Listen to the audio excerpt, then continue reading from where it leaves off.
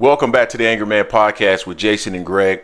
So I've discussed this for quite some time over the last several weeks, hell, even months, that Turki Alalshikh and the way that he's moving may be no different from some of the things that you guys have lamented relative to other promoters and or entities.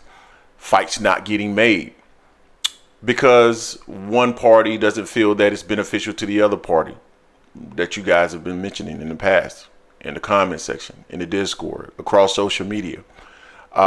Having a bias towards specific fighters, having the sanctioning bodies in your pocket. All of these are things that many entities and promoters, and some of this is true, have been accused of in the past that I feel that Turki Alalshikh is doing himself. So again, I've asked you guys, how is he any different from anything else you've experienced in the sport of boxing outside of the fact that he's been able to work across different promoters? And many of you are saying that Turki Alalshikh wants to give us the best fights. He's making the best fights we've seen, the best cards. Well, outside of Tyson Fury versus Alexander Usyk, what big fights have he given us? Fights that wouldn't have been made otherwise. Hell, I can make an argument that Alexander Usyk and Tyson Fury could have been made without the assistance of Turki Alalshikh. So name another big fight that has been made that we all have been clamoring for, that Turki Alalshikh has made. Not a one. Not a one. There are big fights out there that we want to see. We want to see Canelo Alvarez versus David Benavidez. But instead, he offered Terence Crawford to David Benavidez at 160 pounds. A weight that David Benavidez has never even fought at. Is he trying to make Gervonta Davis versus Shakur Stevenson? Well, we're going to do a video on that later. I'm going to get into some details there, but he's not trying to make that fight either. Hell, we did a video yesterday speaking to some of the comments from Kenny Ellis. He hasn't made that fight. Well, guess what? There's another big fight that a lot of fight fans wanted to see, and that is Terence Crawford versus Jaron Ennis. Now, we know that Terence Crawford has made a number of different excuses as to why he doesn't want to fight Jaron Ennis. Now, some of them are valid and some of them are not. And we know that he's on record stating that if you pay him, he'll take that fight. Well, he has a benefactor.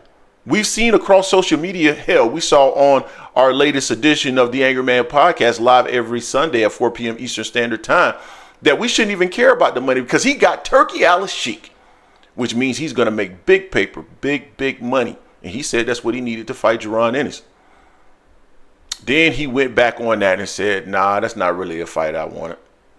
As a matter of fact, Turki Alalshikh also said right after the fight with David Avanesian that he wanted to see Terence Crawford versus Jaron Ennis. But, oh, how quickly things change.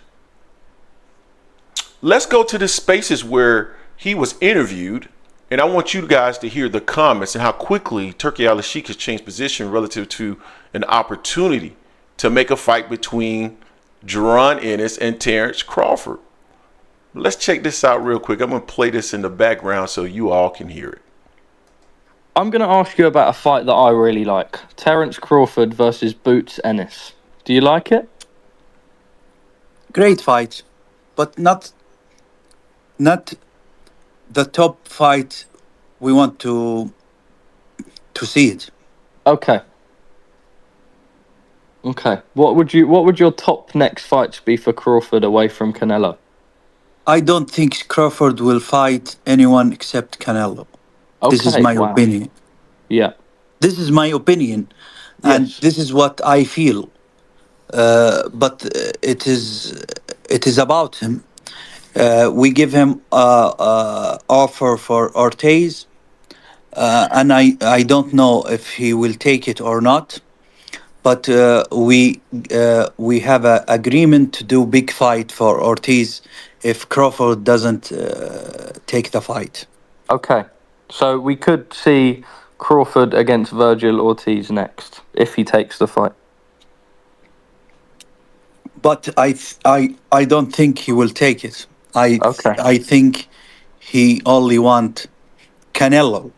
Yeah. You understand that? or I you would? I understand that. Mm, Uh, I respect all the fighters. yeah. See, sometimes the people doesn't understand my character. I am in the camp of the fighters, all the Mm, fighters. So I think that's all we need to play there. So you think it's a great fight, but not the fight that you want to make today. Why? Jaron Ennis is on record stating that if you were to make an offer to him at 154, you take it. So we've heard many boxing fans say that they want to make that fight. They want to see that fight. A lot of fans want to see that fight. So why is it that you are interested in making that fight right now? And on top of that, Terence Crawford is saying, or he is saying that it's his opinion that Terence Crawford only wants to fight Canelo Alvarez. Brother, it's not your opinion. He's told you that that's the only fight he wants. So you know that's the only fight he wants. A fight that he's probably not going to get. You know that that's the fight he wants. And all you Terence Crawford fans were out there telling us when we said that this is not about being undisputed, because Canelo Alvarez isn't undisputed anymore. It's about making a boatload of money. That's what it's about. That is what it has always been about with Terence Crawford, making a ton of money. Canelo can lose every one of those titles, and Terence Crawford will still want that fight. Why?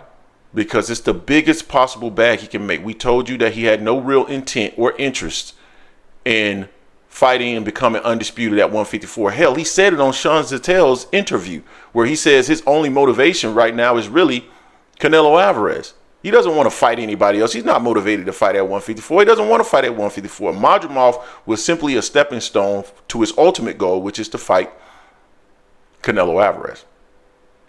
Which is what we've been saying for quite some time, yet we've been called a hater. Haters this, hater that. You hate Terence Crawford, blah, blah, blah, blah, blah, blah. There's no hate. It's just the truth. And we can see through all of what he's saying. And that's why you all get mad, because we point through, we see through, we highlight the things that don't make sense in regards to what Terence Crawford is saying. And that's okay. I'm okay with Terence Crawford just saying, man, I just want to get one more bag and get out of the game. But just say that, dog. Stop trying to pretend like it's something else. Stop trying to pretend like it's all about the titles. Stop trying to hold up Fundora from doing what it is that he wants to do. He doesn't want to fight Fundora. He just want to be able to say he got control. He wants to feel in control. That's it. If Sebastian Fundora and his team presses Terence Crawford to fight next, he is not going to do it. He has no interest in doing it. He really doesn't. And it's a damn shame that now we basically Turki Alalshikh is basically his puppet, because he's just listening and doing, like, he's on the side of the fighters, and that's good. But man, the fighters don't always give you the best fight. The fighters have their best interests in mind. So the fighters are not going to move you forward, move the sport forward, which is what your original premise was. Being on the side of the fighters, there's no issue with that whatsoever. But at the same time, you must also be on the side of the sport, and you must bring us the best fights, because again, that was your original premise. And fighters are going to always opt to do things that are in the best interest of the fighter, which is to maximize their pay for the minimum amount of risk. And that is what Terence Crawford is doing. That's what he's always done. So you guys tell us what you think in the comment section. Don't forget to hate, like, comment, and subscribe. This is the Angry Man Podcast, AM Sports Media, and I am out.